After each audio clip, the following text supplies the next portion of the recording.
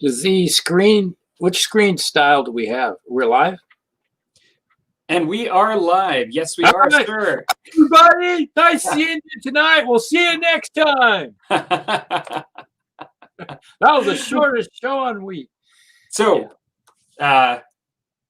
season 4, episode 3. Got our folks in the house as usual. And actually, I got to say hello to Mr.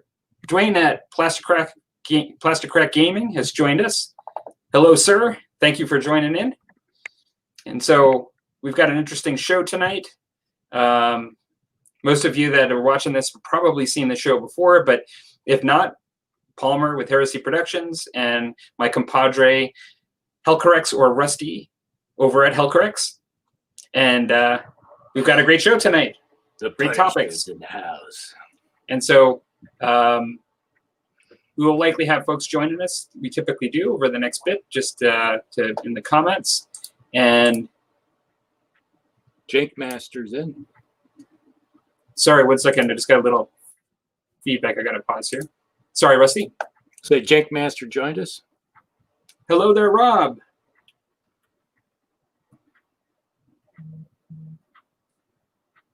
So, yeah, so before we do our normal introductions, we have topics tonight, just to be all formal and just kind of just put it out there, are battle reports. What are your favorites? Which ways do you like to either make them or watch them? And even, and I didn't think about this when we did the topic, is we assume YouTube because we're YouTubers. But battle reports go beyond YouTube. They actually are also written, and that's the way they were done typically, like, written picture and then written. And a lot of people like their battle reports that way. So that'll be an interesting topic that we can talk about. And as well, hobby paints, which everybody loves to kind of has their favorites and their ones they hate, and opinions on paint, as miniature painters. And so that'll be an interesting topic as well.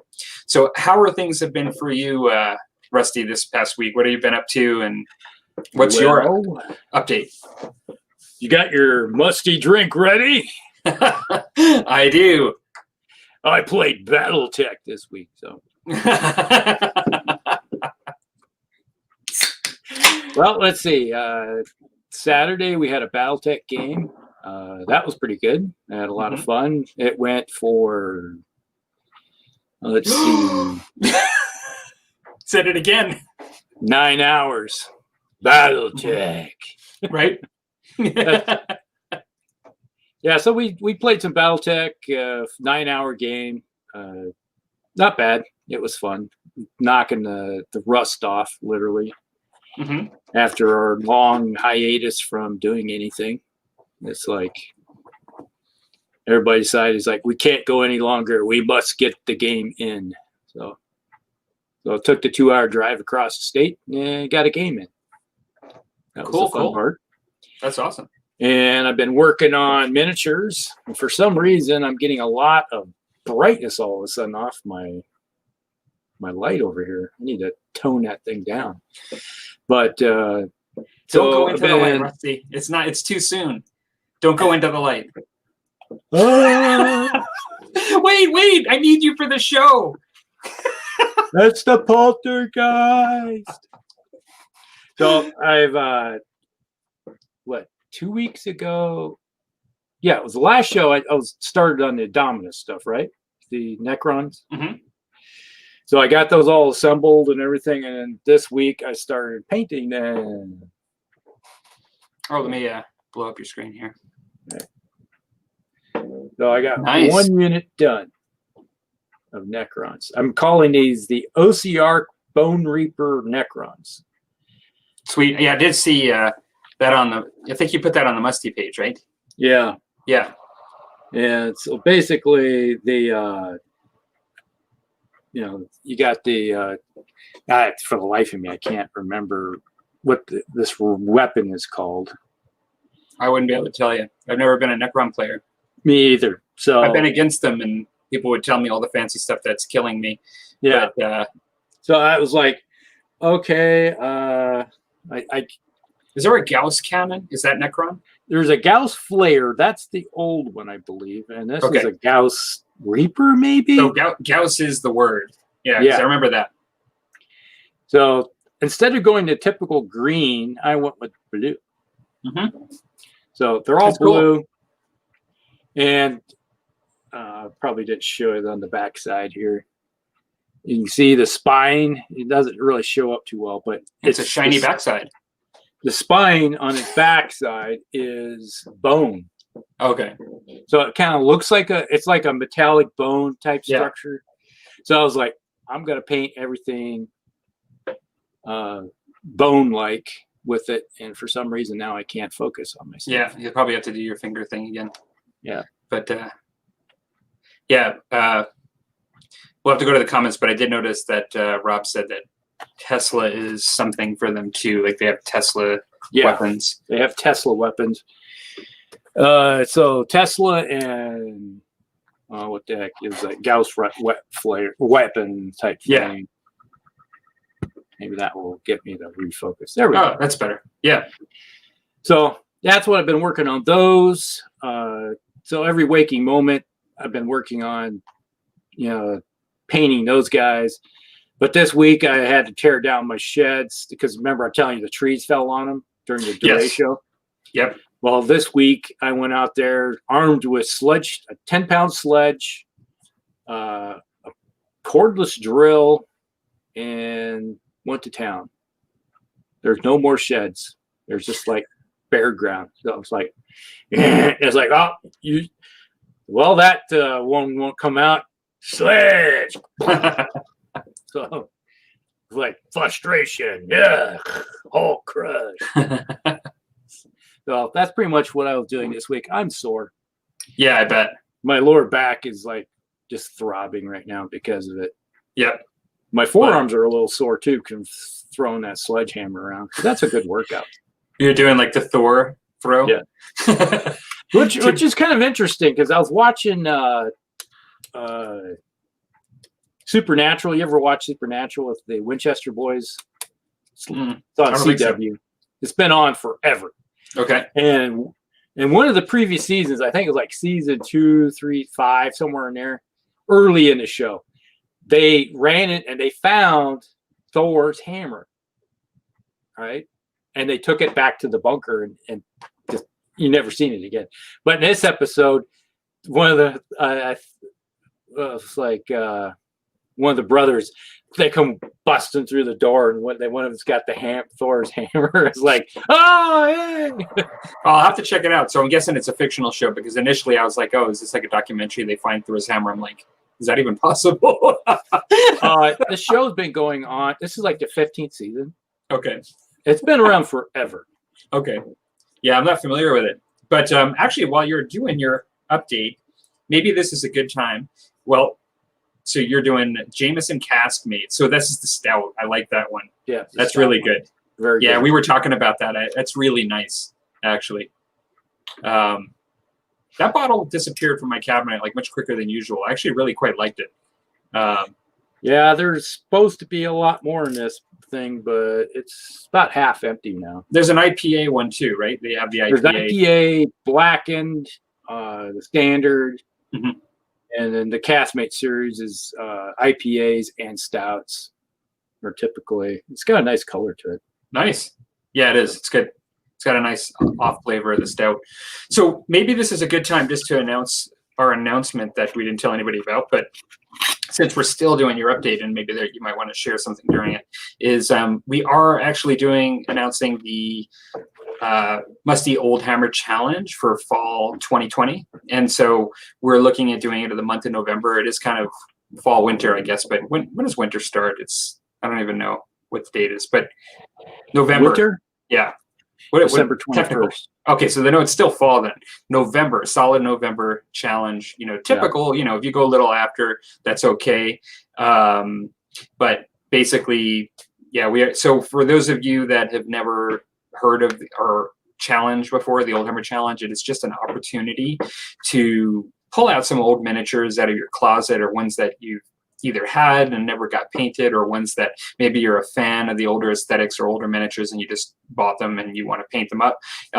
We just join in and do it. It doesn't have to be Games Workshop, even though we call it Old Hammer, and we're kind of liberal. It's just really older miniatures. Although Rusty and I paint a lot of the GW Old Hammer kind of stuff, and Middle Hammer too. You know, like the mid years of the metals. It can be anything. Like we've had folks enter with like Ralpart the Samurai. I think Bill Bouchon did something like that. And like we've had people doing Napoleonics. Last time, I think it was Jim from on YouTube had done like some Napoleonics, like just a few figures. And so basically we're really liberal with it. It can be historical or fictional. And yeah, and so we will do the month of November and just aim to get it in there. Sometimes we start a little late. We're announcing it a little bit ahead of time this time, so I'll probably be ready for sure, like beginning of November. Yeah, and so I'm going to show a little bit about what I had started assembling later during my update. And Rusty, I don't know if you just want to speak to it or if you have anything you want to show. Yeah, I have those skeletons. You know, the old knight from probably like 87, 88, I think, somewhere in there. Sweet. The old GW Citadel skeletons. I had the box that got tossed in the bottom of one of my stuff, and I dug it. When I was digging out, trying to find my miniatures, I was like, oh, here's a mystery that I forgot all about these guys. So I dug them out, and now I can get to them, finish them out. Sweet. That'll be great. I don't think we've seen too much. I think you did that cart that time that was undead. And that I've seen you do during either our challenges or on your channel. But I don't think we've seen too much representation of undead stuff during the challenge yet. But that's the one, yeah. The Black Coach. Yeah. And so I saw that. But that'll be good to see some more undead stuff. Would be cool. And so, yeah. So I could do a little bit of my update too. So I'm for my Musty Drink, I'll zoom in to my thing here. My Musty Drink today is a Scotia Gold Kolsch, and this is by Alley Cat Brewing out of Edmonton, Alberta. And this came out of their 12-pack that I got as a gift for my wife, and it's a nice color, very easy drinking beer. Nice color too. Yeah, very nice. And what I will do is switch to my table cam to show my update here. While you're doing that, I also have that War Wagon, the Empire War Wagon, that's sitting on the table right now. That I want to work on that one too. Right. Because I don't think the skeletons will take me very long, because there's nothing really elaborate to them. So I imagine it will be pretty quick with those guys. Right. Cool. Well, this isn't the challenge yet. This is what I just worked on today, literally. Just doing my manual focus here. But just for a painting update, I'm just working on doing a comic style. I haven't done any of the black lining yet. It's still a little early days, but this is Black Widow from Marvel. And so, yeah, just working on. I was just thinking, going through my head, Red Sonja for some reason. Well, actually, it's funny you say that. I actually looked at the hair in the comics for Black Widow, and it really is a little bit different over time. I mean, as to how red it is, how much orange is in it, and things. Sometimes it was just red, like almost like Corvette red, like, you know, like very little highlight, and it was very kind of two-tone, like in the comics. I kind of I took that kind of red, and then I just used a little bit of orange highlighting, and I'm going to do some black lining in the folds of the hair to make it. But once the black is on there, the ink, it'll really make it pop even more. Yeah. But yeah, I'm pretty happy with it so far. They sometimes have the blue, just like Black Panther, they sometimes have the blue hue as far as in contrast with black for highlighting. They also do it with gray at times. I went for a gray look. And so, yeah, so that was kind of cool.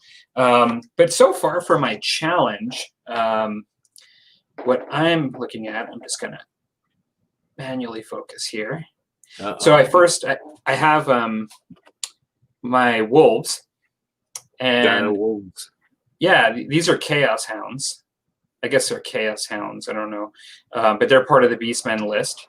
And so these will be fun to paint up. I'm really looking at being able to field these. I think they'll be helpful on the field to have some fast moving units. A couple of you friends, online, I've shown how I got these at a really good deal, but I was missing a paw, and I just decided to do a bit of a simple green stuff mold rather than trying to hunt down the other paw. And I think it came out pretty good. I just made a mold out of green stuff. And let's see if it's, I guess I could just show it here. Like, this is your normal paw there on the right, and then that's the green stuff mold. I didn't think it came out too bad, actually. I think when it's painted up, I still have to do a little bit of gap filling, not much on these guys, and some of the other ones I'm going to show.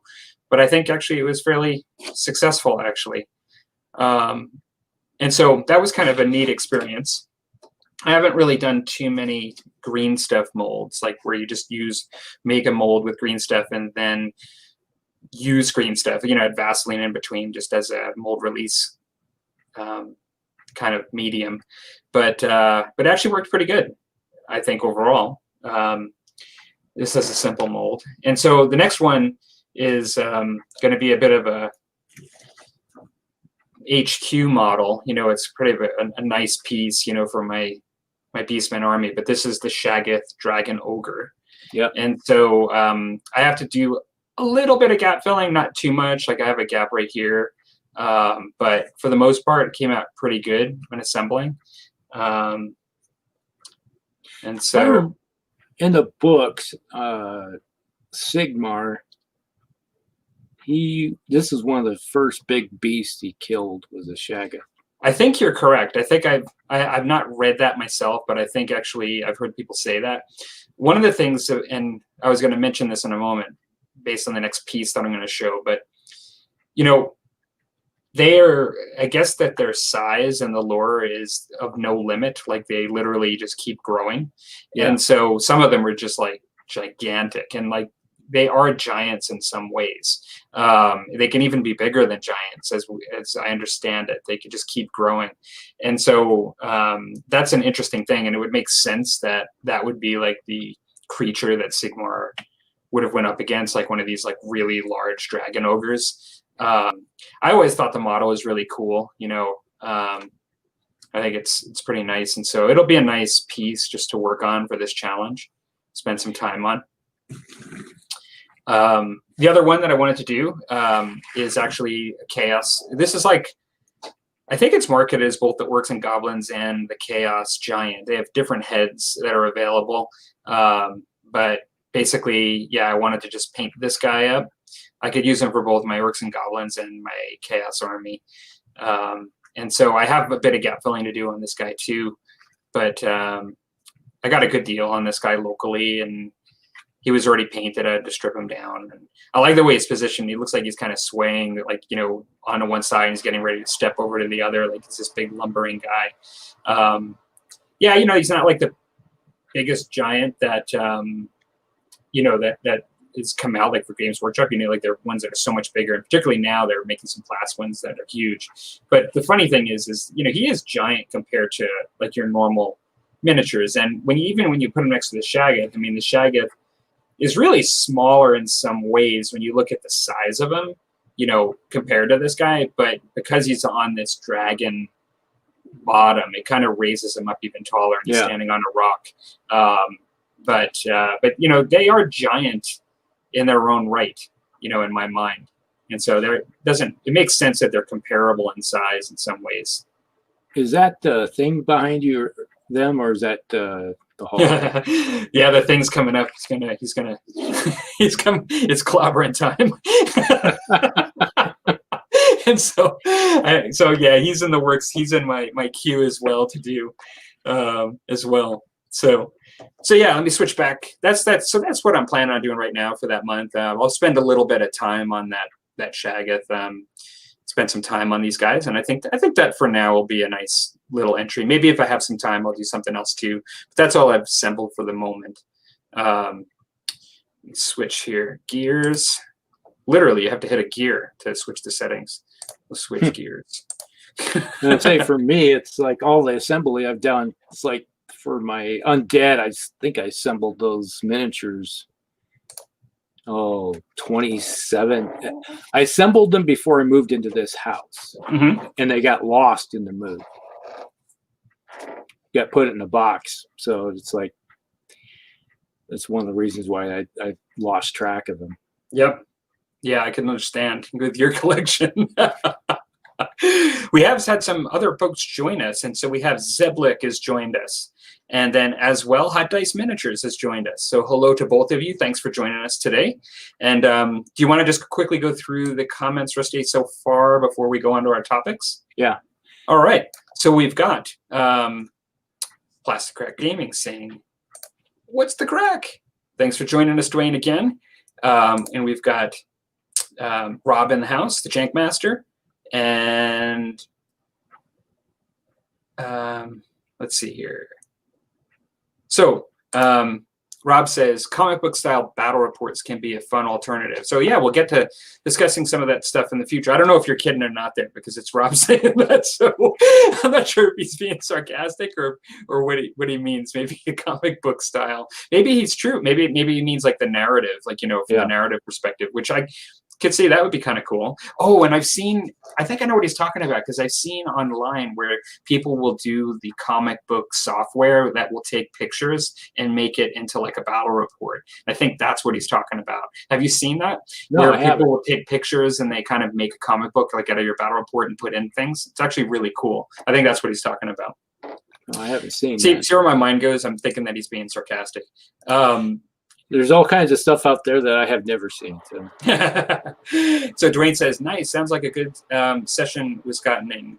And I think he's talking about your BattleTech. Can't get enough BattleTech games in, to be honest." And so Zeblick says, "Last season of Supernatural," referring to your update. And I'm just selectively going through here to some of the highlighted topics. And then Hot Dice Miniature goes, "Love that Shaggoth Mini, classic."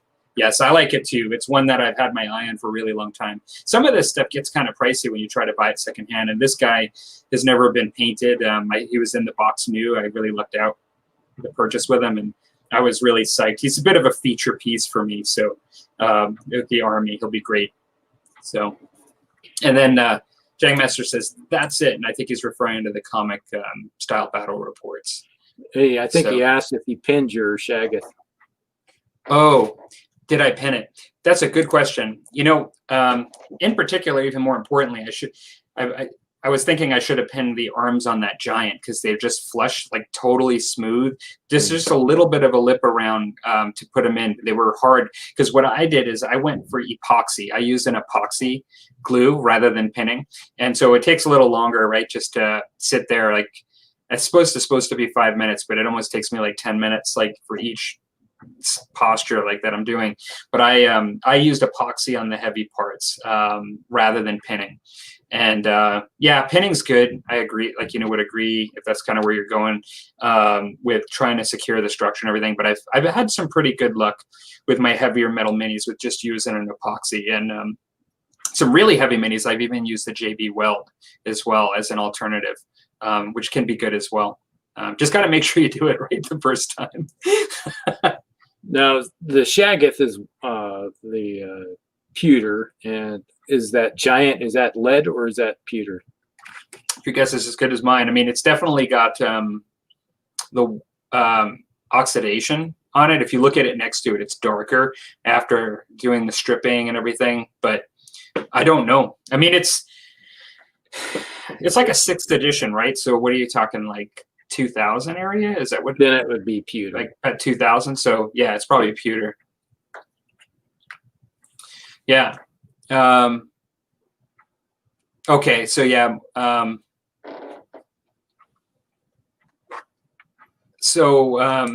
Okay. So we got to. Rob has some questions here, but as far as which product, I don't know if you guys have this in the U.S. for the epoxy. I use in Canada Lepage. And this is just their speed set. They say 5 minutes. For heavier pieces like this, it's more like 8 to 10 for me. But it's good stuff, actually, overall. And so, yeah, I just use the Lepage speed set. It's just a 5-minute epoxy. In the U.S., if they don't have Lepage, they probably have other brands that are similar to it. I would imagine it's because it's pretty typical industry standard, kind of a quick epoxy, 2-part epoxy. You'd indicate, do I have the JB Weld handy? I do. I actually have some. I don't use it that often, so I have plenty, and it's pretty easy to get here in Canada. It's not hard to get. And you're saying the Giant is post lead and white metal for sure. Yeah, the Giant. I've never seen that Giant before. Oh, really? Yeah. Well, there's another one where he's got a bit of a top knot instead of the big jaw underneath, because you can get more than one head on there. I still have a couple of bits that came with it that I've not included that I'm going to be putting on that came with it. But yeah, I like him because he's kind of, well, he's fairly solid looking. He's really broad, and he just has his own kind of look to him. You know, it's pretty cool. And so he'll go with my when I mix in my middle hammer with my old hammer and I do my 6th edition stuff, he'll be like a cool Giant to put on the table with them.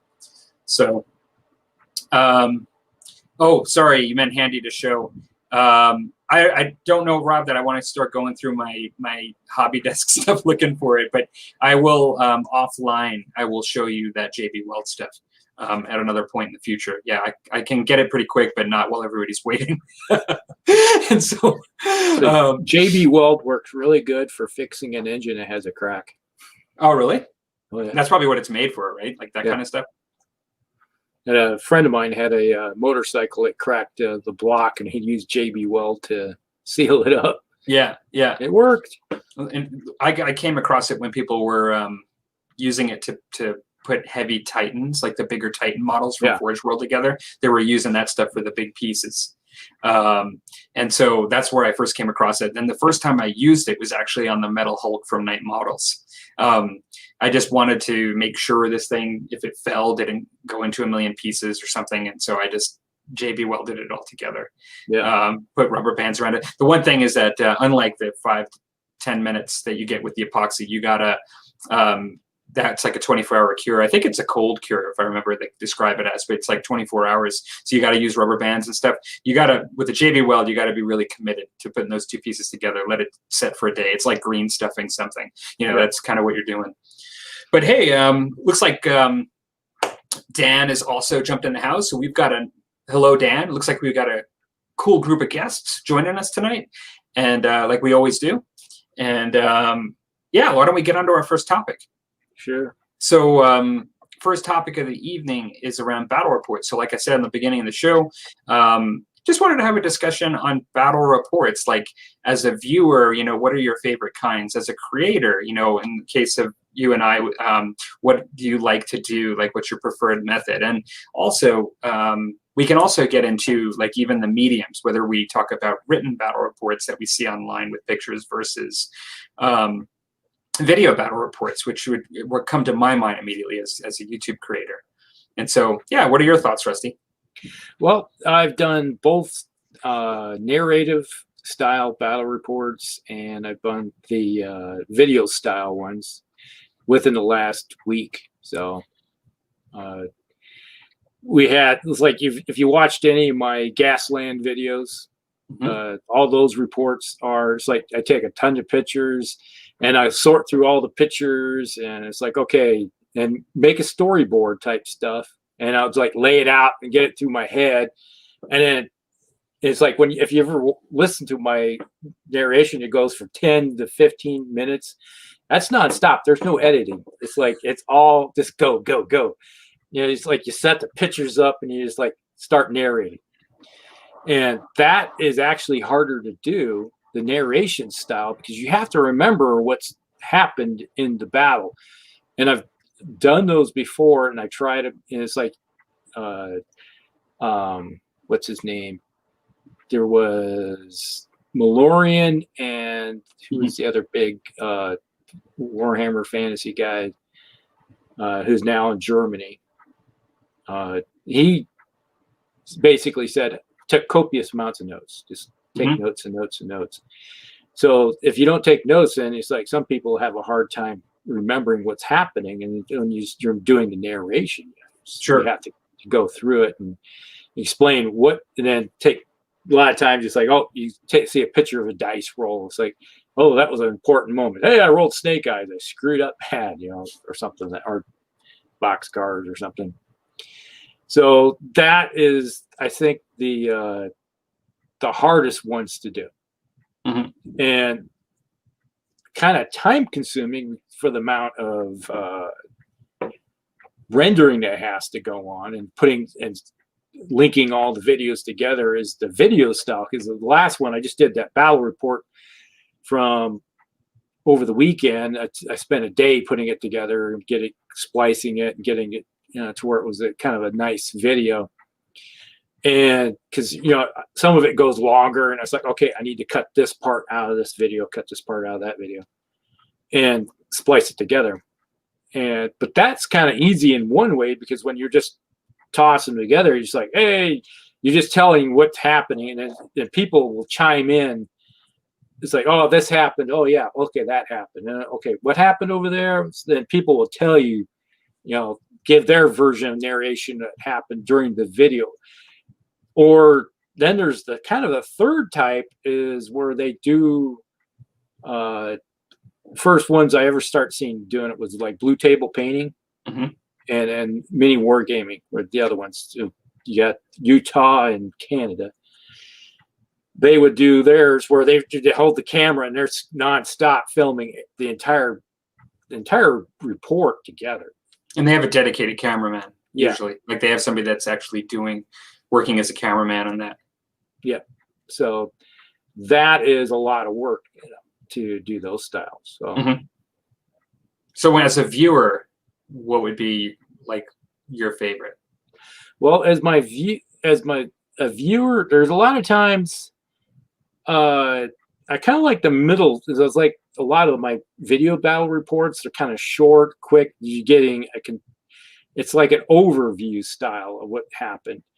It's like you get the longer ones where, like, you get with the mini war gaming, or it's like where you're talking 30 minutes to an hour to 2 hour video.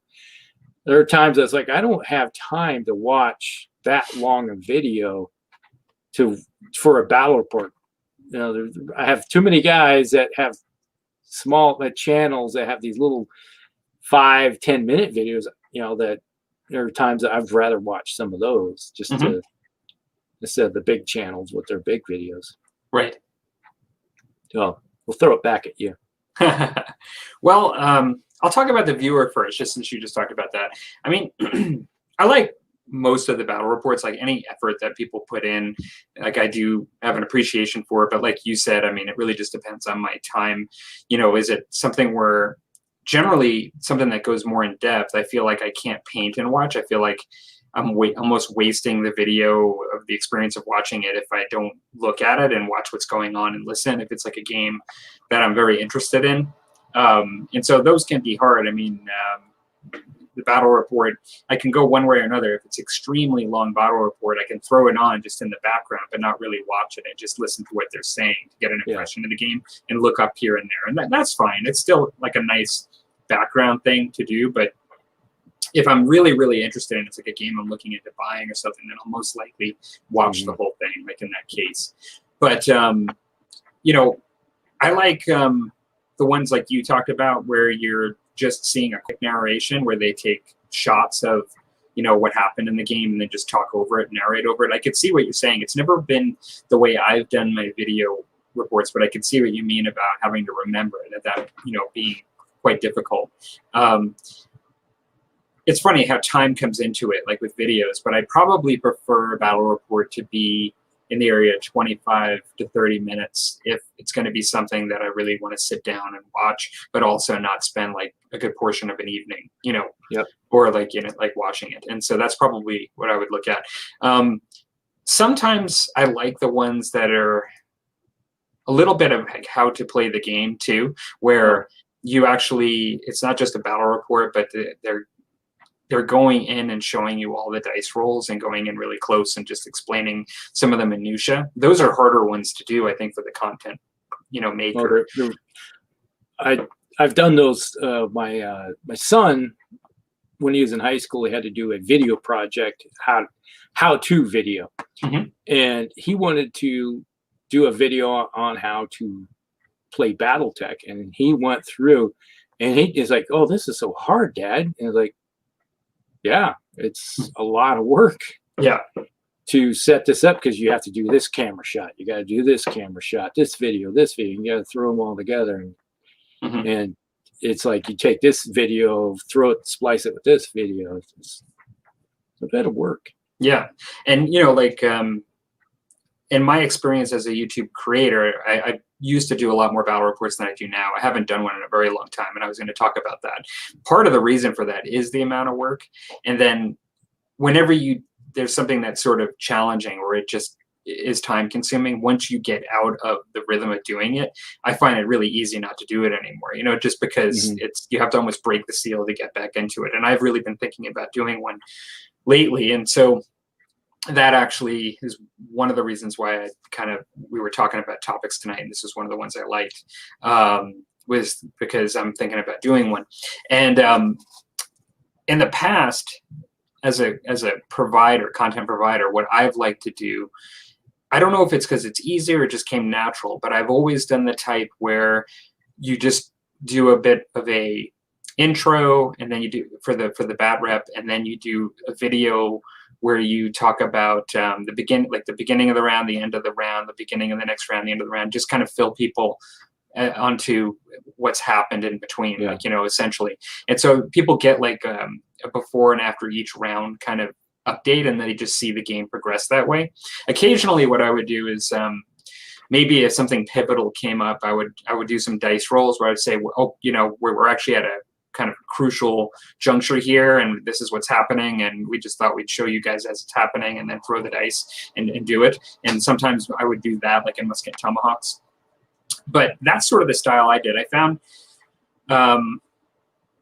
editing and rendering, like you said, is always time consuming, and with bat reps, I'm stringing it all together and doing all that and polishing it can take a bit. But as far as the smoothness, usually just doing a kind of update for each round isn't that hard, I don't think. And so, it's always been fairly decent. I might experiment with different ways to do it in the future. But that's kind of the way I've done it. And you kind of did that with your epic battle reports for Epic. Yeah. You would do sort of like, the beginning or end of each round and just kind of give an update as you went through. That's kind of typically how I did it too. Yeah, that's the one way I like doing them is like per turn or per phase. It's like, all right, during this phase we had this happen, or they did this and I did that.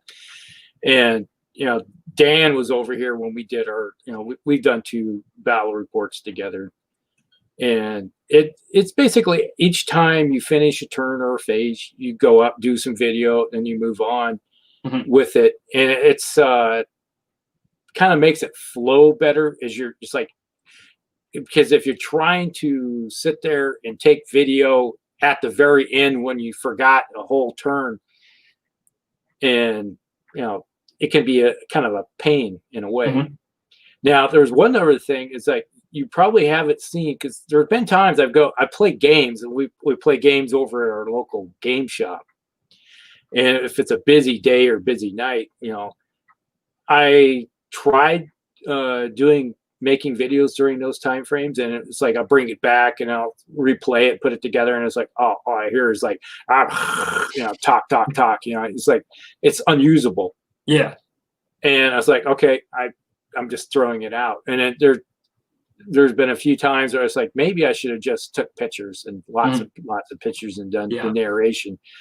And that's one of the reasons why the narration sometimes works a lot better. Yeah, because you're not subject to like the audio at the moment. Yeah, because there've been some games I've tried doing video. It's like the last convention of Gen Con, I did 3 days of videoing each game, and I only had one game where I actually had good video, because otherwise you hear everybody like F this, F that, screw it. You're like, you just, and then it's like, hey, could you watch language? And they just go, that makes it worse. And it's like, fine. It's like, geez, what a dick, Yeah. Well, his name was Richard. Yes. Okay. Richard Long. Well, yeah, I mean, I've done bat reps at the gaming club, and sometimes it is louder than others. I've done them for Saga and Bolt Action. I don't know if I've done any for Musketomix at the gaming club. Typically, when I have games with friends at my house that I do the bat reps, but with the gaming club, I found it helped if I just did them really fast. Like I would just be like, kind of like the way you talked in your Gaslands video, the way you would just kind of do your announcing. I just would be like, okay, this is what happened. It's the end of the round. I would just kind of like speak like this, and I would get it done, keep it tight and neat, and hopefully I could get it in before there's too many interruptions. And it usually worked out okay, but it really just depends on the loudness of your place, right? That you're at. Definitely. Yeah, like the club that right now nobody's gaming there, but it was actually quite large, and so a lot of empty space. And if it's not too crowded, it wasn't too bad. Yeah. On over the weekend, when we got together and everybody's just chatting away, and I forgot to do the initial intro, what the game was all about and everything. We already just got into the first turn. I was like, "Whoa, wait a minute, everybody! Raise your hand if you want me to do a narration battle report with just pictures, or raise your hand this way if you want me to do a video log of the video." And they all looked at me, "Video, man, do the video." And it's like, okay, we're doing video. So now you got to be nice with your voices and everything. And, if you got a foul mouth, it's like,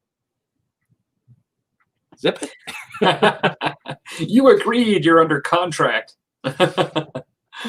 Well, maybe, I don't think we're quite done with the topic yet, but maybe we could just go to comments real quick just to see what folks are saying. One spitting. There we go. That's it. Yes, that's right. Yeah. Beastmen, right? Did he do Beastmen? Yeah, that's what I thought. One spitting is Beastmen. Yeah. Yeah, Empire and Beastmen. Yeah. Whenever I think of Beastmen with YouTubers that were in the past, I think of Reef Beastman, but I don't think he did the bat reps as much. It was more the one spitting, like Rob said. Dan says, your Gasland videos are fun to watch, Rusty. Yeah, and that's another reasons why it was kind of cool to have this topic this week, because I enjoyed your Gasland announcer video, which was pretty cool. You definitely had the sportscaster vibe going on. That's the thing, is you do more of them, you get into the flow of it, and it just comes naturally. We've got, looks like, sorry, I just clicked the wrong one because it's moving here. Looks like Todd has joined us. Hello there, sir. Thanks for joining us. And just while we're talking about people that are joining, we also have Justin Borges that's just joined us too. Thanks for joining us. And we're not actually too far into the evening. We're still talking about battle reports. Yeah. And so Hot Dice Miniature says, so true, Hell corrects. And I'm sure that's just to your discussion that you had earlier in regards to bat reps. And so Dwayne at Plastercrack Gaming says, having made a bat rep video for the first time in about a decade, I forgot how much work goes into making bat reps. Yeah, it is totally true. I mean, on the one hand, particularly for new YouTube channels, which I know you're not, but I do find that they're very popular, like style of video. You almost can get lots of views. I wouldn't say it's easier, because like you said, it's a lot of work that goes into the video, but comparatively speaking, compared to just like typical table painting updates for new channels, like you put a bat rep in there and you're going to get a lot of views a lot quicker in most cases. And so but they do require a lot of effort, and when you mess them up, like during your videoing or your editing, and you forget, if you miss a round or something, you can sometimes have some explaining to do when you're in the video. You're like, I'm sorry, but I lost a whole round. And you throw a picture in there and go with a little thing going, this happened at this time. Error. Exactly. It was like one of my Gasland videos where it's like, we're experiencing technical difficulties. That's because the pictures were all messed up for some reason. So I just went with a technical difficulty thing and ad-libbed it. Justin says, I need to figure out bat reps as I've got lots of games to play and share. That's right. You have a lot of games. Anybody that knows Justin's channel, that's one of the themes. It's got lots of stuff going on. Yeah, it's like the average person that doesn't have a channel, and they always like, oh, could you do bat reps? Could you make a lot of videos about bat reps? Or could you do an explanation video to this? And like, it's like, do you realize how much time that takes? Yeah. It's like I don't have. It's like an average video. It's like when my BattleTech ones that were for my thoughts from the Inner Sphere videos. They run maybe 20 minutes. Mm-hmm. That's 2 hours of time to make a 20-minute video. Yeah. That's setting it up, putting it together, make sure you got your P's and Q's put together, what you're going on in your head, laying everything out, doing it, and hope you didn't mess it up the first time. Then if you messed it up, then it's like, well, I just wasted on that time. So I got to go. One of my Dystopian War videos I did that's supposed to come out for next week. I put it together and it was all screwed up. I had to go do the whole thing over, even the voice aspect of it, because that was all messed up. And I listened to the video narration of it. I was like, oh, if I had it here, I'd pull it out. Yeah. There is that time, like some of my favorite bat reps, true, are almost semi-professionally made, or even professionally made, where they literally are doing the game in order to video a bat rep, and because of that, they may have a dedicated cameraman, and they may have like lots of effort that goes into it, and you can see it in the results. With mine and the way I've done them, what I've tried to do is balance my effort and the fact that I'm oftentimes trying to play a game with a friend too. It's like my gaming day. And so what I'll do is, as I said, I'll do the quick before and after, but I will try to bring the camera down and show the table, and maybe even show some views of the models in their line of sight, and just things that make it interesting for somebody that doesn't get to go out to game that day, but wants to see some wargaming. And if I can do that, like that, I found to be helpful, as far as to make it interesting. But yeah, there's a lot of effort. You can go to the extremes with it. It's like our American War of Independence games with Dan and I had. Those videos that we did together were more or less, we had fun playing the game, lots of fun playing the game, but it was a Army on Parade type video too. Mm-hmm. We wanted to put our stuff, because we put a lot of work into putting those armies on the table, and we were happy to play with them. So yeah. And that's one of the things, that you're doing a video log and you get down there and you showing the armies, and it's like you put effort into making a nice army, and then putting a battle report out is honoring all the effort that you put into painting them. Yeah.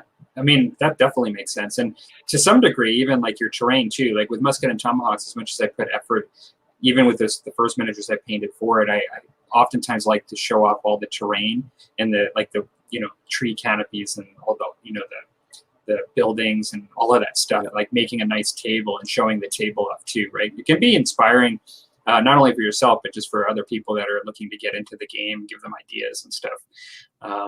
Looks like Justin says that I used to do bat reps on my old blog. It took hours longer to make the bat rep than it did to play the actual game. Yeah, it's true.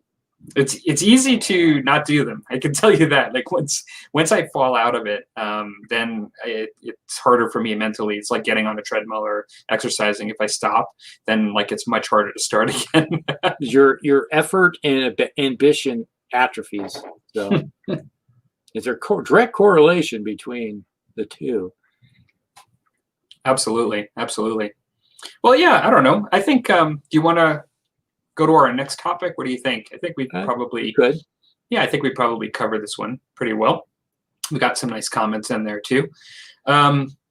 Yeah, so the other topic, and this is one that maybe we'll get a lot of discussion too, and people's favorites and things, or least favorites, but we were going to talk about hobby paints tonight, and just this is one of the things where everybody's got an opinion, not to say that we all have the right one, but everybody has their personal preference, or even for their painting style. But what are your experiences with your favorite paints and why? It could be even different types of paint, not even just styles within acrylic, but even beyond acrylic. But we are talking about primarily painting miniatures here. And what are people's experience over the years? What conclusions do they come to? How many different lines do you use? Which would be your favorites and order, like those kind of things? I don't know. What is your perspective on it, Rusty? Well, let's just kind of give a little bit of journey history. It's like, I think we were probably both in the same way when we first started painting way back in the day. It was started with testers and enamel paints, which was like, nowadays you look at it and go, what was I thinking? But it was what you had. You know, it's like you did model cars and you had enamel paint. So it was like, it just transitioned to using those, and you put them all over your Battletech miniatures. And then came along where I still have some of these two right here. We got the Poly S paints and the Raupartha paints, the two pots right here. They're Raupartha. I don't know if you can see that. Poly S. Yes. There we go. But anyway, these were the acrylics, the first ones that really started using. This was the Poly S were the ones that found at the local hobby shop for trains and model cars and stuff like that. And those were the ones that really opened up me to really painting. It's like you've seen the transition of my miniatures. If you ever looked at it, it's like the first ones you looked at, my fancy ones, and then you start seeing, it's like, hey, these are starting to look pretty good. It's like because of this right here, because they had so many different colors. And then my local game shop, hobby shop, they started coming out and started using the Raupartha, and I started using Raupartha too. And so between them, I like the Poly S, because the Poly S's were good because they were hobby historical based type paints. So you could get, there wasn't really bright colors, but the Raupartha had the bright colors and, you know, really bold stuff that if you were trying to build like a Empire army, you wanted some reds and some bright blues and stuff, you couldn't find them in the historical style. So I was like using a transition between the two of them, because like they were hand in hand, they were both together. So it's like I used these, and then along came if you remember the old hex style pots I still have some. They're not even opened yet. I should probably put them up on eBay and sell them. The GW stuff, Citadel. Yeah. And so I started using the old GW stuff, and I wasn't too enamored with the GW paints because they were still thick at the time. Okay. And I was still kept going back to these two. Because I was like, I realized not realizing about thinning paints, because I never thought about thinning paints, but they were thin to begin with, so you were able to do a fairly decent job. Not realizing that with the GW pots that they were thick like sludge. Yeah. And you had to, you know, it's like thin your paints, because GW paints are always thick. And so that was so I started using the three together. And then eventually Raupartha paints disappeared. So then it was like Poly S's, and pretty soon the Poly S's were getting a little harder to get. So it transitioned to GW paints. Then came my favorites, the P3s, Predator Press paints. Unfortunately, I can't get these now. Because my game store said, "Oh, we're not going to sell them anymore." Like, okay. What? Yeah. So when they put all their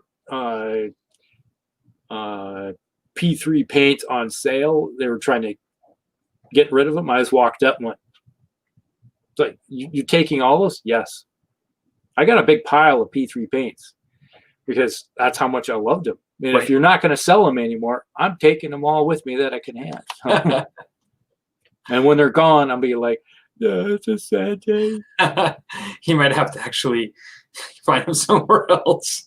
Yeah, I might have to. It's like, all right, I'll have to. It's like with the GW paints, I still put, when I open up a pot, I put a little bit of water in them just to thin them right off the bat because they're so thick. Yeah. Now, my game store and my hobby shop, they're no longer using the P3 paints. They went with the game color stuff.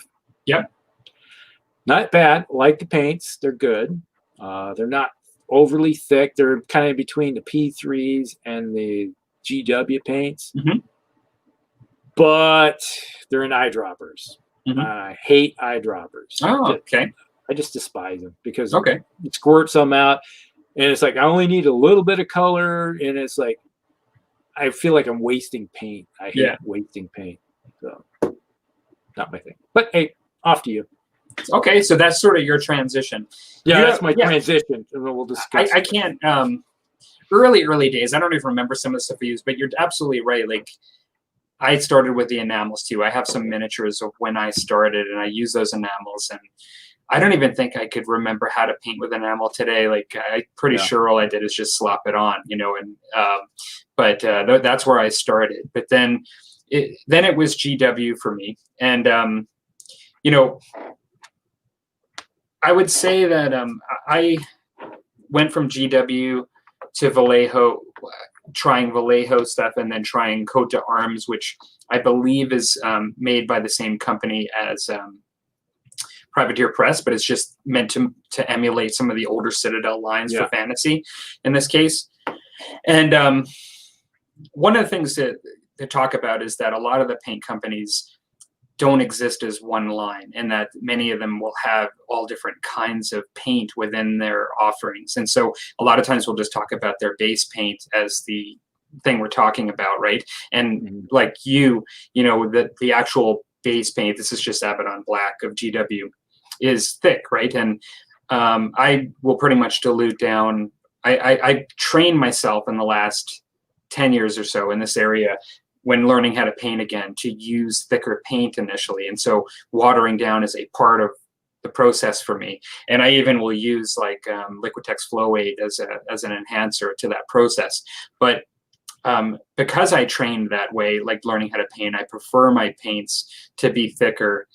In the same way you don't like to waste paint, I like to have more paint, and because when I'm thinning it and getting it more concentrated, I feel like I have almost a pure source to work with. I can't really make it thicker, but I can always make it more dilute. But that's really a personal preference. And it's because of the way I learned that I like to start with a thicker one. I feel like I'm getting what I want when I take it out, and then I can manipulate it how I want. But then like what I learned with the GW paints is that they have all these different types, right? They have the layer, the base, they have the technical paints, which are very good, you know, for GW stuff in my experience. And then this is just another one I grabbed, which is the dry. You have inks, of course, and glazes, and all of these other things. I'm not really using the GW system in the way it probably is meant to be. Like a lot of the layers I use as base paint, you know, and I just see what's thicker and what isn't and just manipulate however I need to. However, some of the technical stuff that GW offers is quite amazing. I have no problem really with GW paints. I quite like them.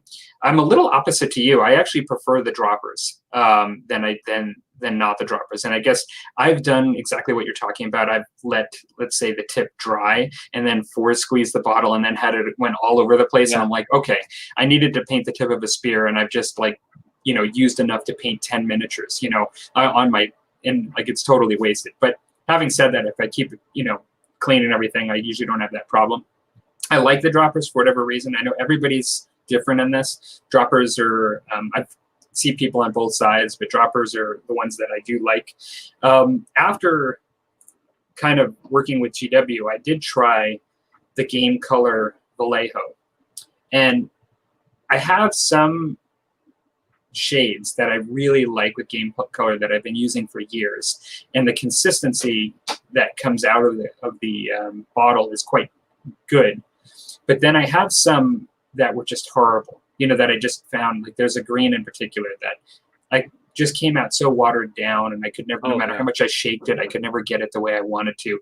And so what I would have to say is I have some favorites of this line that I use all the time. And because I've gotten used to them, I continue to buy them. But I would never probably say this is my line of paint. Like I would never use this as my go-to system of paints, the Game Color.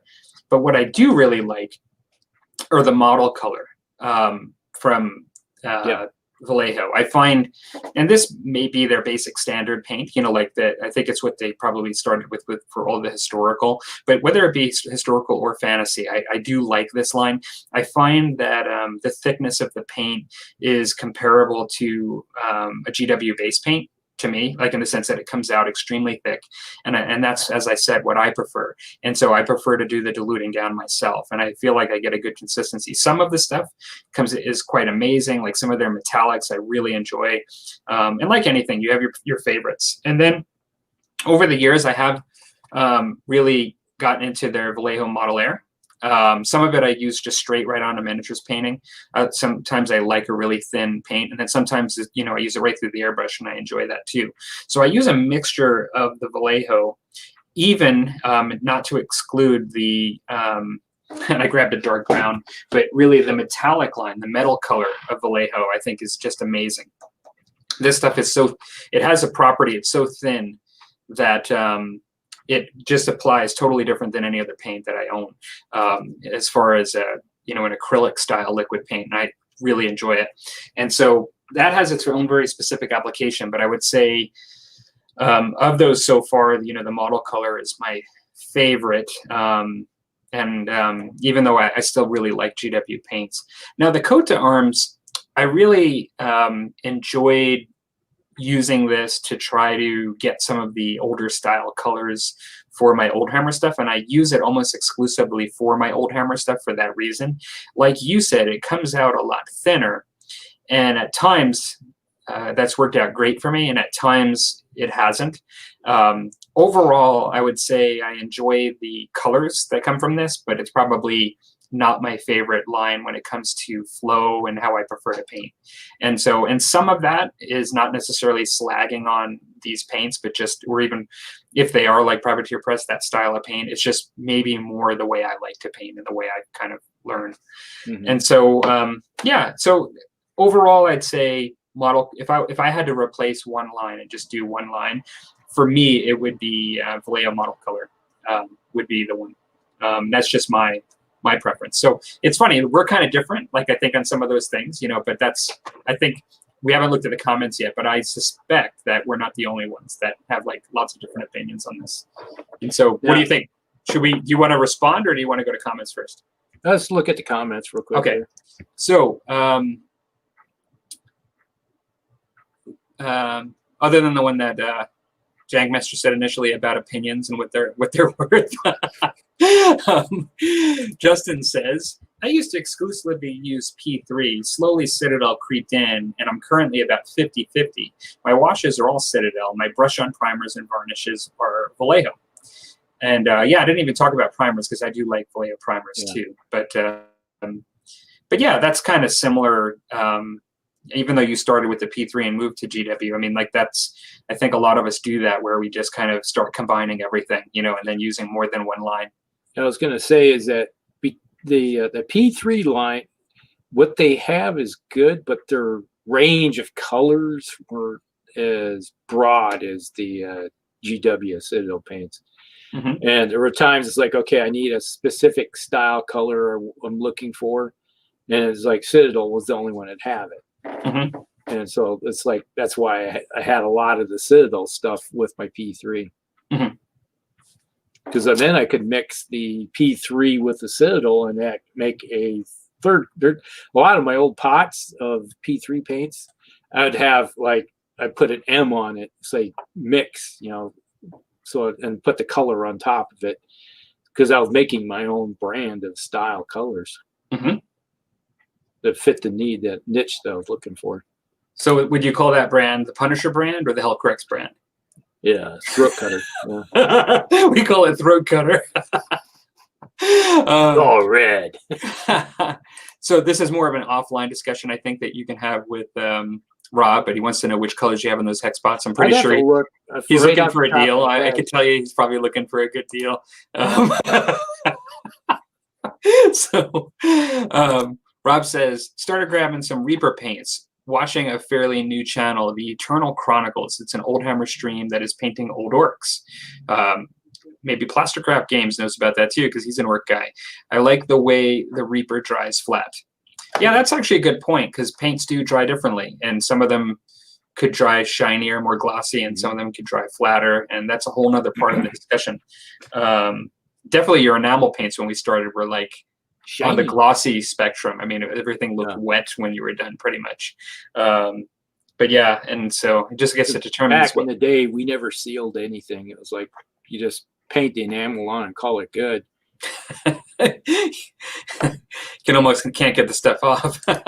Well, I never started sealing anything until I started using the P3 paints, or not the P3, but the polyester paints. Mm-hmm.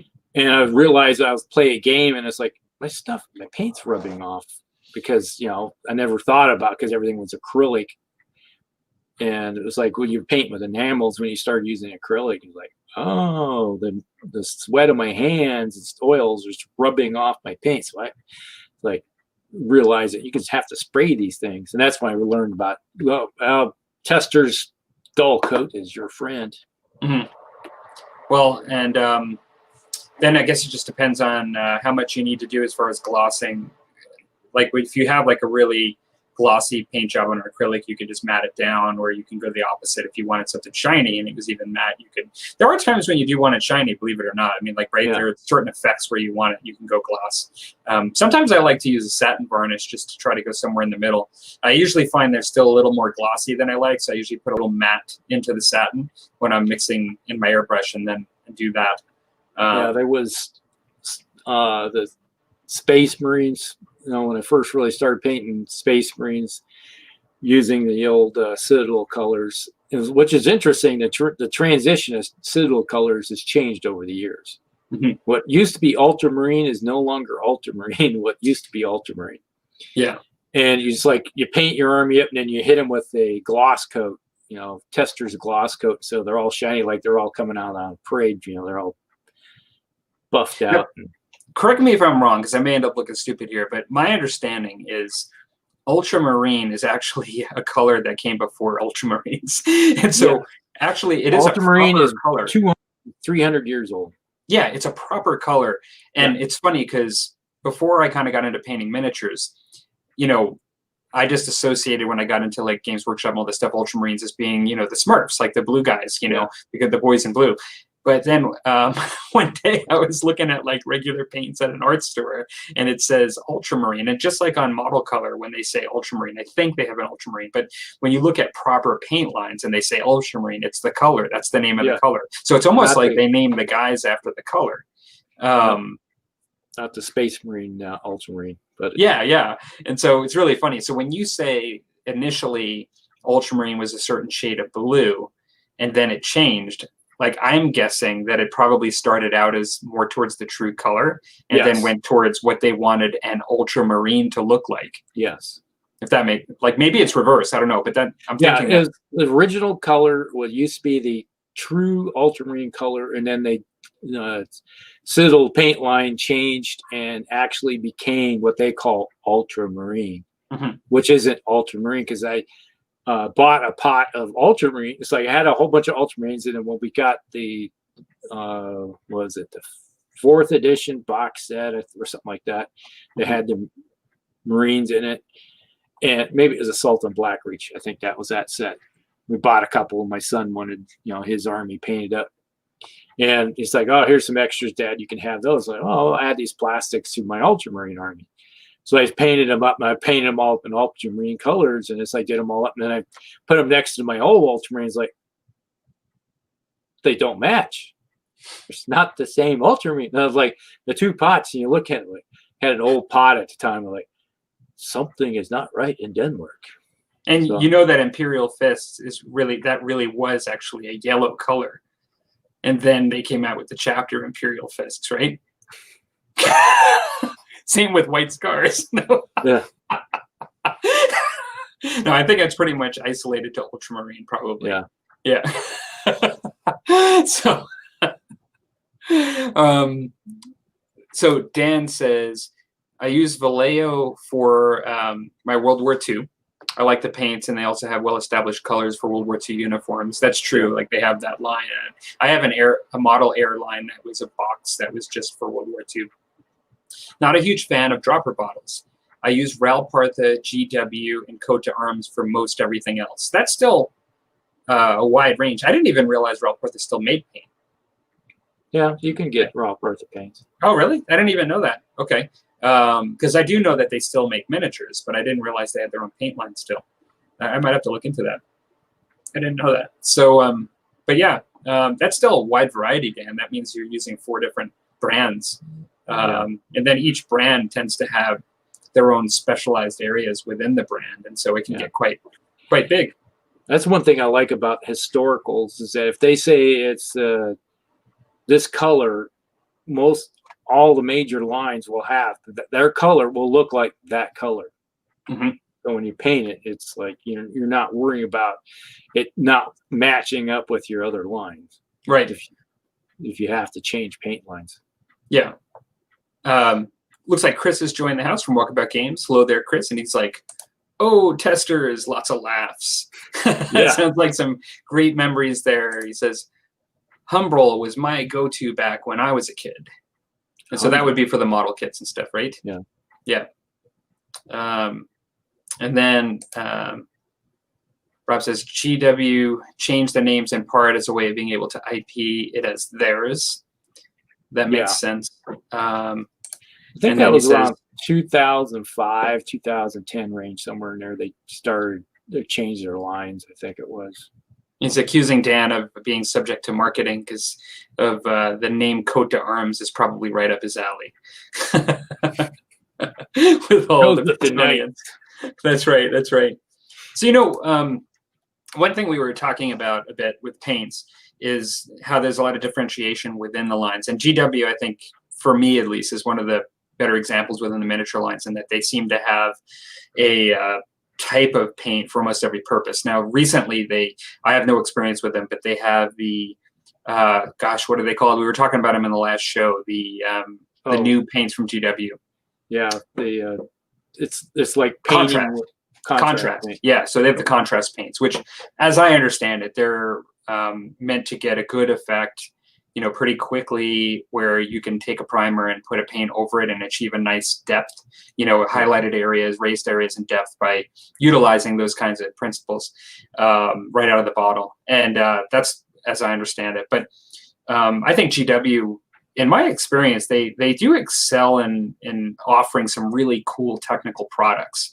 Like a lot of people will just rant and rave about Blood for the Blood God, as a technical paint. And there's just so many of them that I like. I mean, even like some of the earth paints where the things that you put on the base, like that create grit and grime, they're really quite good. And not to say that other products don't have those too, but what do you got there? Yeah, you just showed that. That's right. Yeah, that's the mired earth. That's what that's called. It's got like a sand effect in it, so it gives you kind of a gritty. It dries on hard, so it's like gives you a nice. And then I can go over once it's dry. I can just, if I want to, I can dry brush a little bit over top to give it a little bit of contrast. So I think from a technical miniature product perspective, like, in my experience, GW has a bit more of an offering than Vallejo right out of there. At least the stuff I've seen marketed the most when it comes to technical bottles like that you can do all kinds of things with. Even whether it's and having said that, there's a lot that sometimes we don't see right away with model color because they don't. Sometimes I think like you might see there may be like a copper patina, where you get that blue, I know for a fact that GW has it and they have it right within their technical line. But if I was to find it within Vallejo, I kind of would have to look for it. It'd be like in the bottom of the rack and it'd be among all the others and it'd be in bottles that look almost the same. And so maybe I'm being a little unfair, maybe they do have just as much, but it just doesn't appear that way to me in the way it's marketed. But when you talk about variety of paints, like you had mentioned earlier, if I wanted to go and get like all of these colors within a certain color range, I'd have to go to GW because they would offer them and I wouldn't be able to find it with another one. Sometimes that brings me to mixing paint, and I guess the question is to the group, that are chatting as well as to us is how much do we like to mix our own colors, to create the effect that we want? And how much do we rely right out of the bottle? I think for myself, Sometimes it's just easier to be able to definitely find one that comes right out of the bottle. You know what you're going to get. You can see it on the outside. You don't have to waste a lot of paint, trying to find the right one. But I can tell you, like, that Captain America, I'm actually kind of proud of that a little bit, because I like the way my Captain America came out. But that blue is actually interesting. It's actually 2 parts blue-green, and 1 part flat blue, and then 1 part white.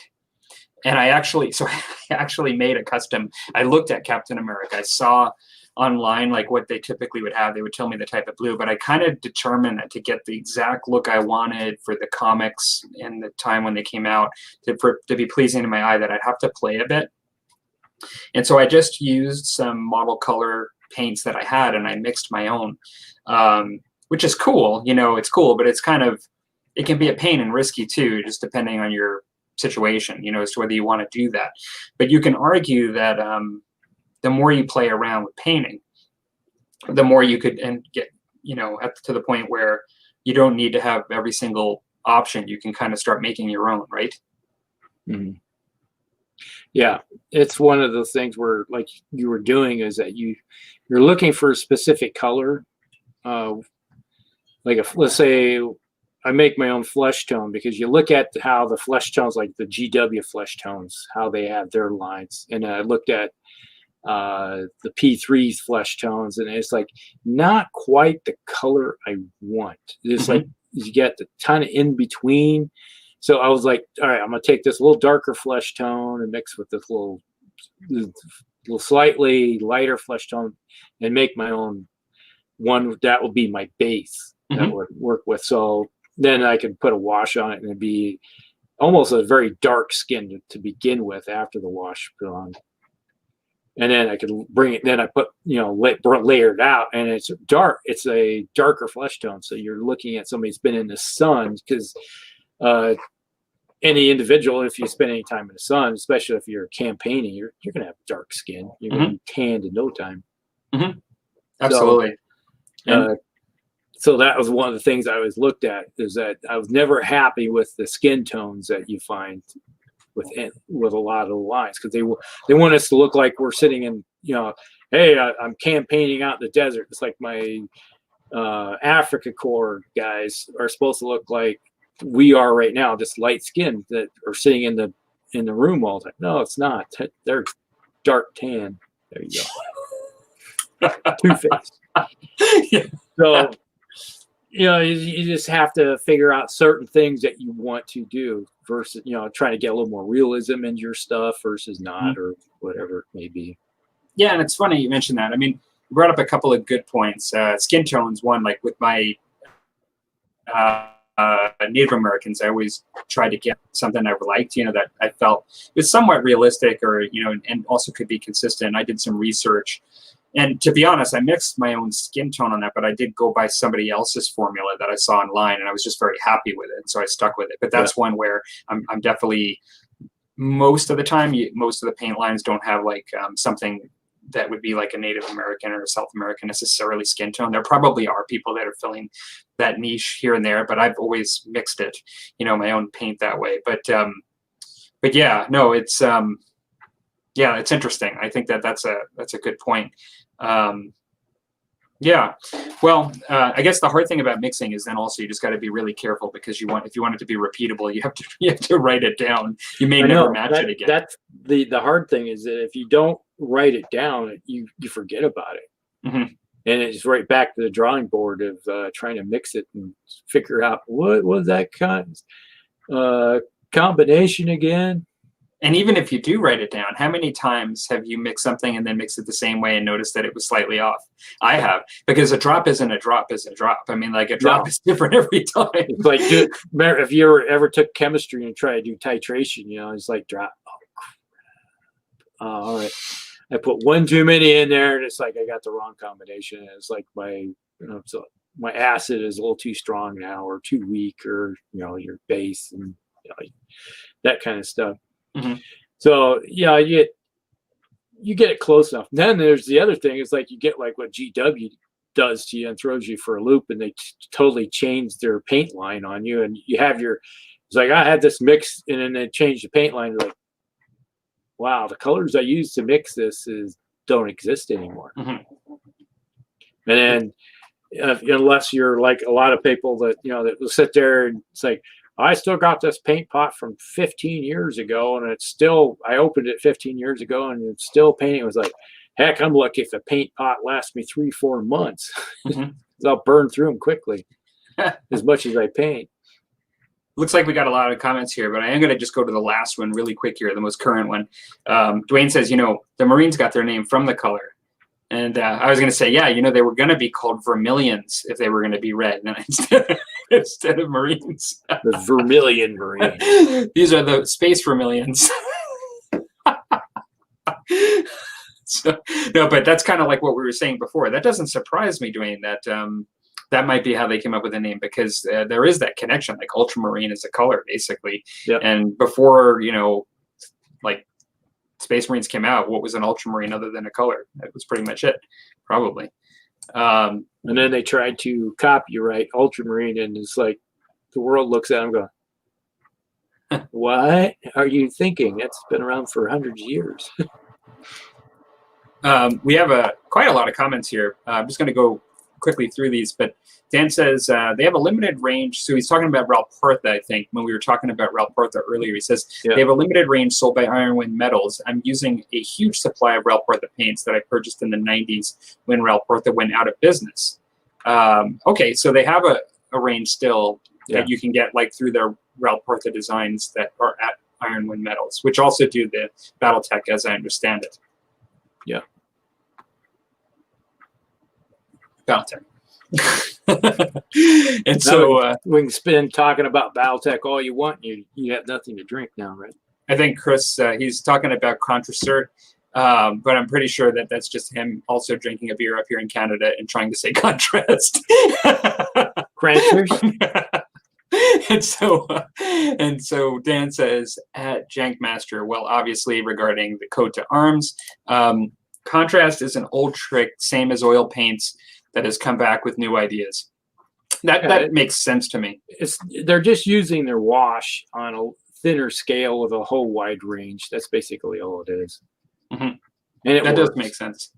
Go ahead. Before they came out with their contrast paint, I would actually use a paintbrush and with their washes and actually kind of brush and use it as a contrast paint style. And it worked pretty good. Now they got contrast paint, so yeah.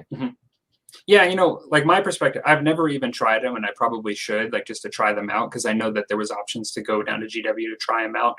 I am really happy with the way I paint now, and like it's not really something I want to change at the moment, and so that's why I never really did. But having said that, I won't really.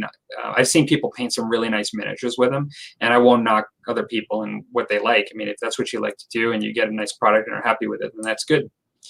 Well, if you have never painted before, and then you they show you how to use contrast paints, it's mind blowing for you. So if it works, it works. They getting painted stuff on the table. It's all that matters. Rob says that Vallejo has that stuff too, and I'm assuming he means when we were talking about all the technical products. Yeah. Dan says, I get irritated with GW paint pot designs, and when they change their paint line over the years and you can't find the old color you like. They're good paints though, but they're spendy. Yeah, they're expensive, and it's true. I mean, anybody that's used GW paint for a long enough time knows that has had one of their favorites taken away.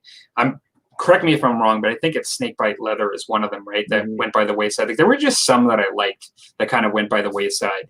When they changed their line, they came out with this big giant chart that said, all right, this paint is now this paint or kind of this paint. This is what is related to it. Not exactly the same colors, but it gives you a good. Times I was like, okay, it's pouring over. It's like, okay, I need to pick up this now. I gotta get this. And this is this, and then pretty soon as you look at it, what this used to be is now two paints, because one's a lighter color, a little bit slight darker color. but it's not the same color as what I used to use. Yeah, I mean, if you try to say they're the same, there'll be people that'll take your head off because it's like definitely some significant differences like over the years when they've done their changes. Like they're not the same in many cases. I mean, in many cases, it's just to try to show that you're doing something, like by putting that chart there to show that like this is meant to be this, but really it's not a substitute. No. Chris says, I bought all the contrast paints plus make my own colors and mixes.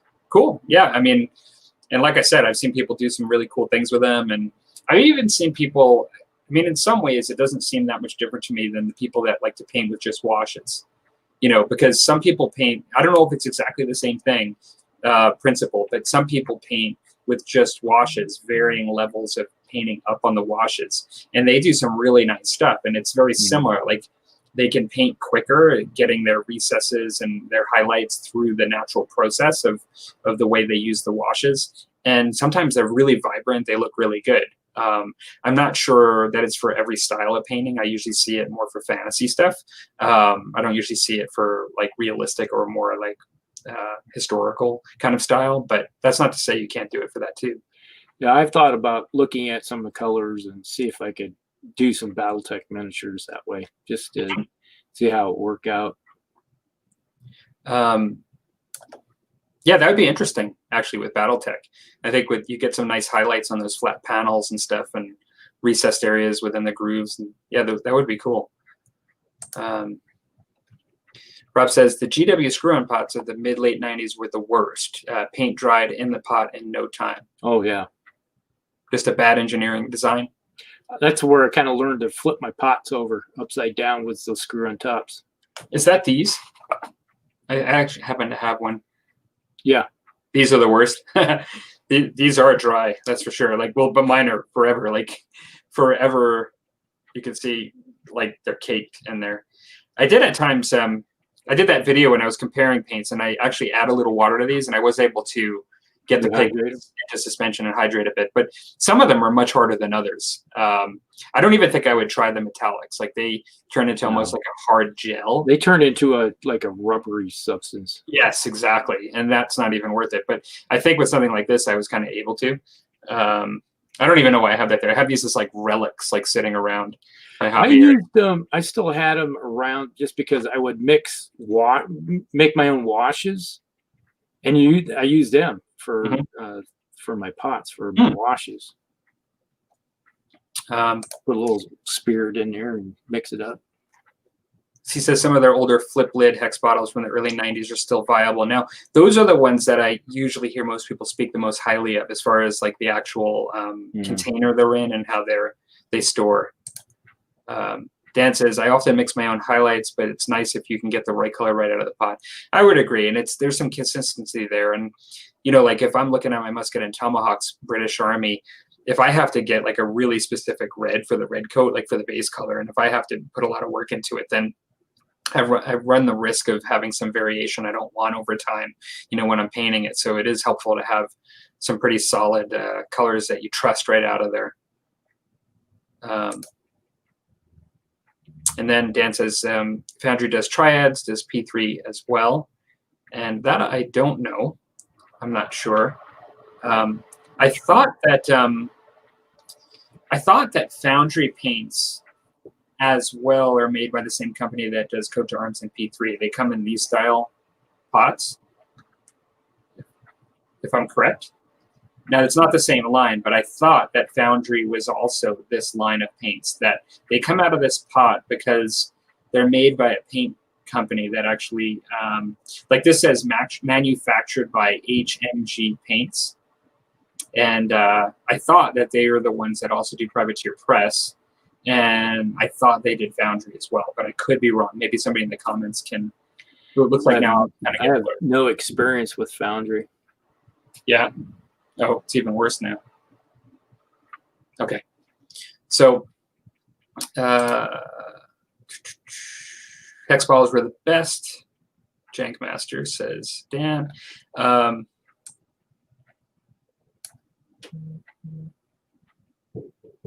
Chris says, I always make huge mixes now, and I write it on sticker and put it in a bottle. Yeah, that makes a lot of sense. Yeah. Jangmaster says the Vermilions are the second founding of the Blood Angels. That makes a lot of sense to me. The Vermilions, it's an awesome name. I mean, it's like the Vermilions are dropping in. They're going to come at you with the tip of the spear. Dwayne says, I've only recently started diversifying my paint collection. My favorites so far are the Vallejo Panzer Aces line.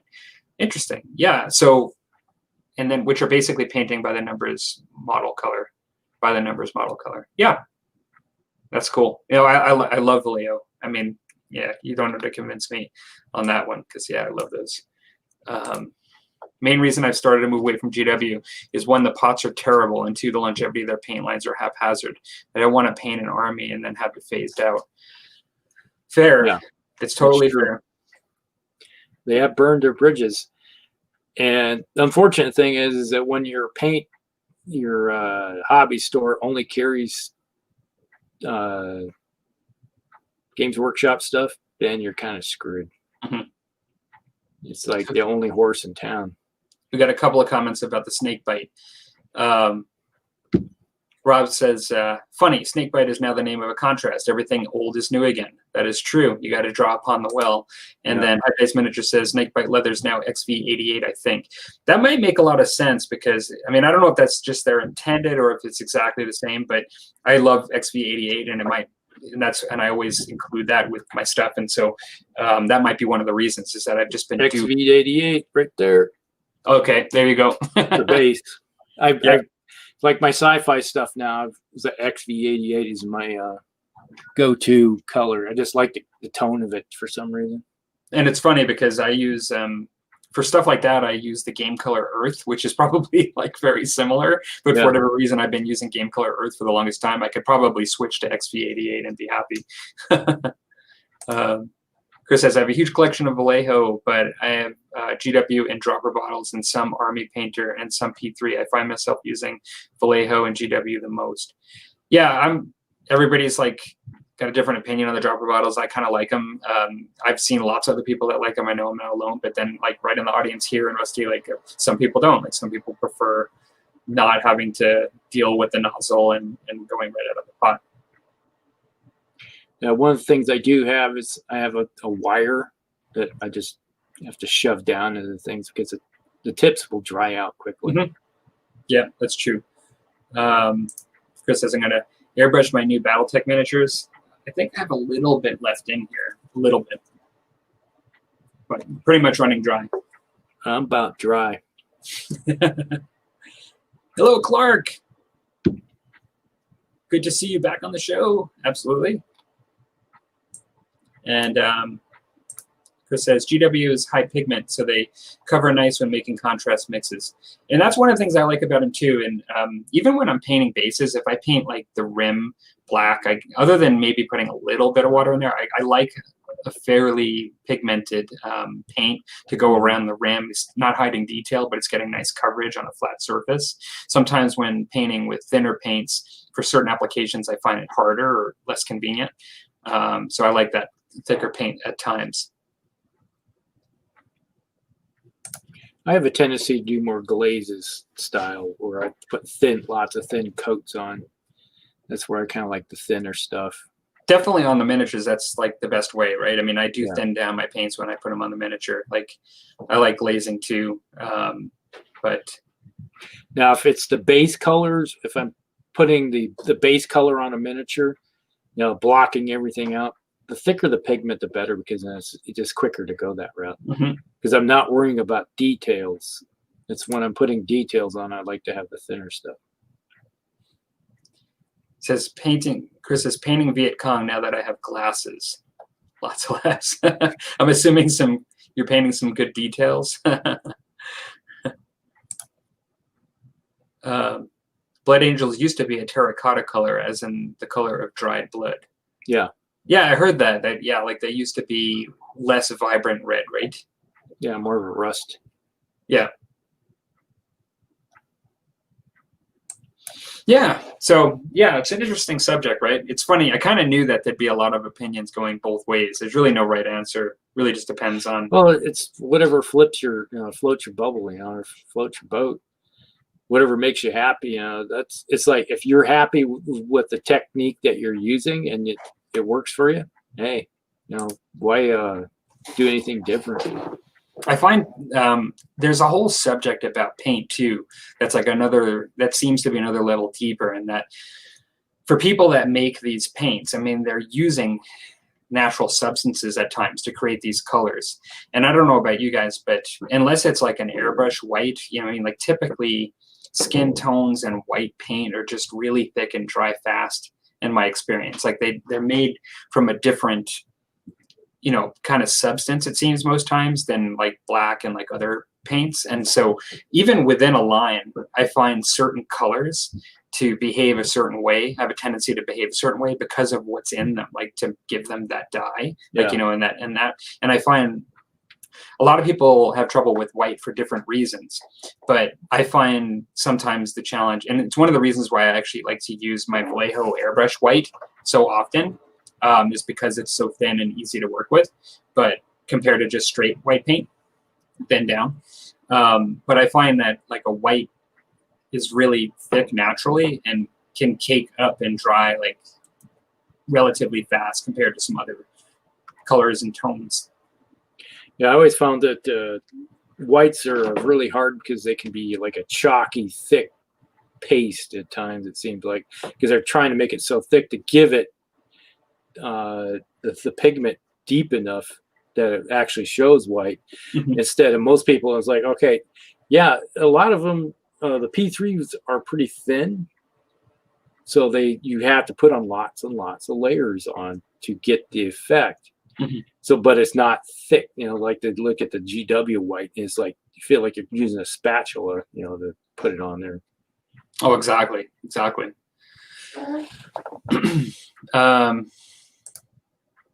Dwayne says, as for skin tones, my girlfriend's wanting to get into miniature painting and is finding the lack of new tutorials and paints for darker skin surprising. She asked me how to paint. That's true. I mean, like there is traditionally been much more in the way of just Caucasian skin tones, like in painting miniatures. Yeah, you don't see as much. I mean, like when you get into historicals and like if people are painting Zulus and stuff, like, you get into like, African skin tones and things like that, but there isn't like nearly as much. Like I was saying earlier with South American and Native American, like you don't often see branded products and stuff specifically supporting painting that stuff. Yeah, you definitely don't see, I don't think of any lines that carry anything that will take care of darker skin tones like that. So if you're thinking, my first experience is when I was painting Numidians for during the Roman times, I was trying to paint them, and it's like actually painting a dark brown, and then I would wash it with a purple. And I'd make my own glaze of a dark purple, like a Xerxes purple, I think it was, to put over to give it that tone I was looking for. Because if you look at a dark skin, it's kind of based on a kind of a purplish tone to it. So that was exactly my experience in trying to do it. But there's nothing out there that it actually is a paint that will actually do the job for you. At least none I've run across since I've tried to do it. Chris says, I've not been able to paint. My eyes were getting bad, so I had my eyes. Oh, I've not been able to paint. My eyes were getting bad, so I had my eyes tested. It was bad. Now I have glasses. Well, it's funny.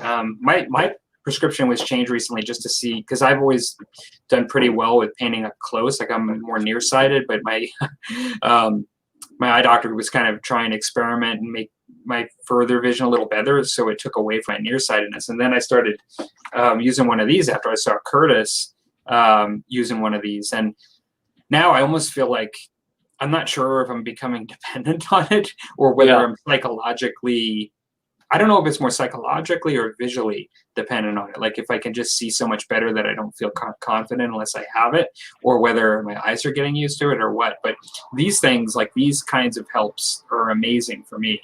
They really help me. When you first started saying, he was saying that I've not been able to paint my eyes, I thought he meant on his miniatures. What he meant is he's not been able to paint because of his eyes.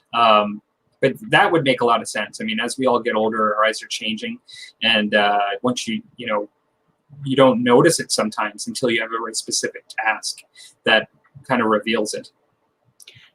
When I hit 45, it was like I was painting one day, and it was like painting. I was doing some 15s. It was like I must be tired or something. I was like, I can't. I had no problems painting 15 mil miniatures, even close, because I had great eyesight. And then all of a sudden, just overnight, it just like things weren't working so good.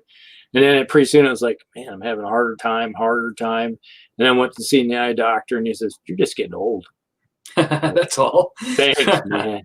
Nothing. No other mystery. Dwayne says, I told her the only other skin color I know how to paint well is green. Well, it's diverse, though. It's like, Yeah. And that is a whole, painting orcs, that's a whole nother game, right? Like, I mean, it's orcs are fun to paint because of that. I think green skin is fun to paint, Now, the one thing is like these right here are reading glasses I'm using because I have no problem. I can read the screen fairly decently. But when I put everything's not nice and bright. But these are reading glasses, 1.25s. Mm-hmm. And he said, all you need is just grab yourself some reading glasses. And I put on some reading glasses and I was fine. Mm-hmm. And now I'm still using reading glasses to paint with.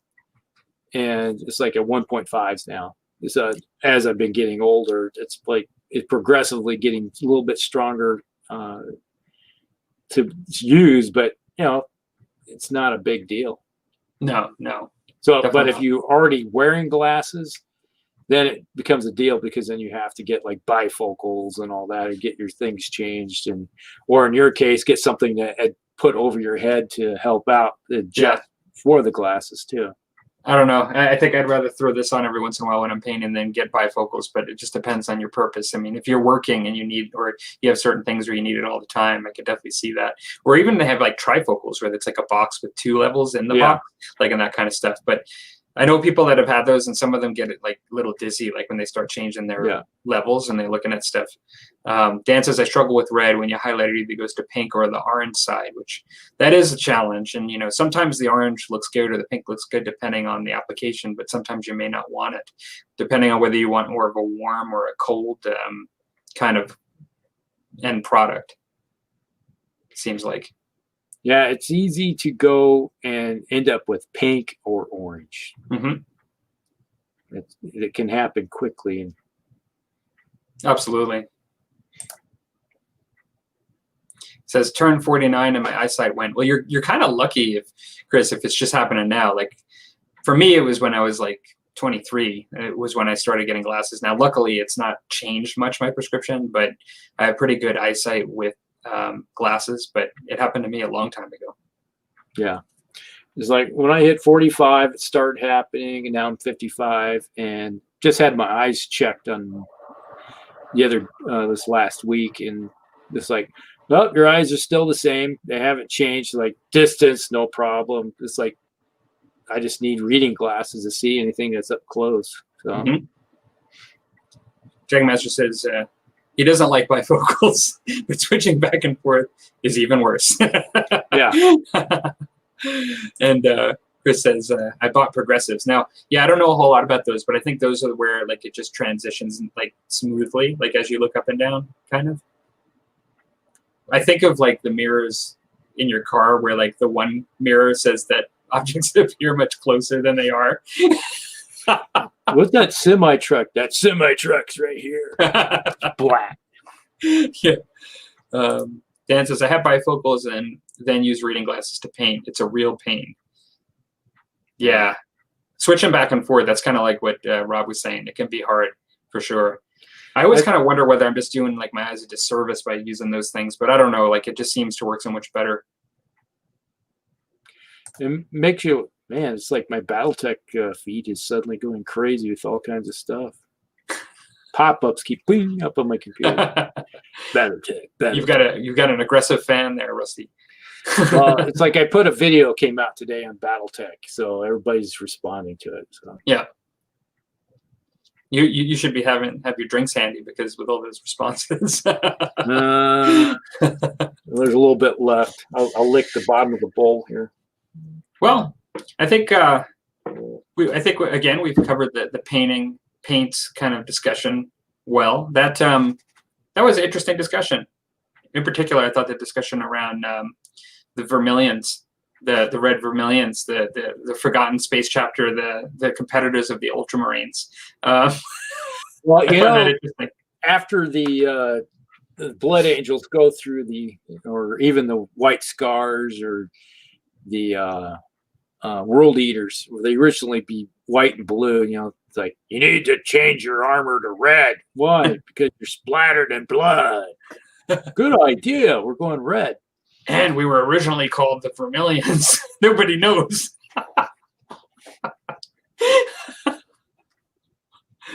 So for anybody that this might be a good time to do a reminder. But before we finish with the show tonight, for anybody that was not here in the very beginning, we are doing the Old Hammer Painting Challenge again this fall, and we're doing it in the month of November. And so for any of you that have either historical or fantasy, regardless of what it is, old miniatures, one miniature, just like one miniature that you want to do like as a character model or a nice unit or even more, you're welcome to join us. For those of you who don't know, we do have a Facebook page, the Musty Wargamers. It is a private group, so you just have to kind of shoot Rusty and I an invite, and we will accept. But just a small group of us that share photos of stuff that we're working on a regular basis, and we give information about the YouTube show, live show, when it's coming up as well. And so and then Clark says, for anyone not here in the beginning, Clark, don't feel insecure. You're not the only one, Clark. You're definitely not the only one. And so we do already have a request for a future show. Dan says, I would love a discussion on brushes. I'm still not completely happy with what I have. Always looking for suggestions. So we will do a brush discussion in the future. That sounds excellent. Yeah. And so we're going to do it month of November. We're announcing it soon enough that we likely will start, I'm guessing, pretty, like sometimes I'll take a few days to kind of start, but into November, but I'll probably be starting pretty soon within November. No big deal whether you don't finish right away. You know, we just kind of roughly gauge it as those 4 weeks as the challenge, just like in prior seasons of the show. And so, yeah, either let us know through the YouTube channel or you're welcome to join Facebook as well. Here's one of the prior ones, right? Yep, one of my prior challenge right there. Yep. That is and now you'll be adding to it that forest this time. Yeah, now we're going to have some fun ones with it.